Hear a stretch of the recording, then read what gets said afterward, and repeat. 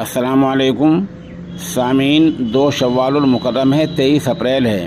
خبر کا عنوان ہے پاکستان زندہ باد۔ دراصل اتر پردیش میں آج کل نگر پالیکا اور نگر نکائے کے چناؤ چل رہے ہیں۔ یہ انتخابی مہم علی گڑھ میں چل رہی ہے۔ علی گڑھ میں امیدوار ہیں حاجی حمید اللہ صاحب، جو سماج وادی پارٹی کے ٹکٹ پر چناؤ لڑ رہے ہیں۔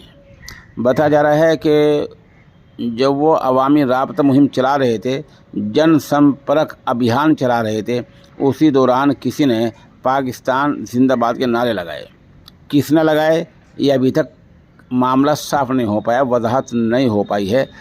جو ویڈیو سامنے آئی ہے وہ 2 یا 3 دن پہلے بتائی جا رہی ہے۔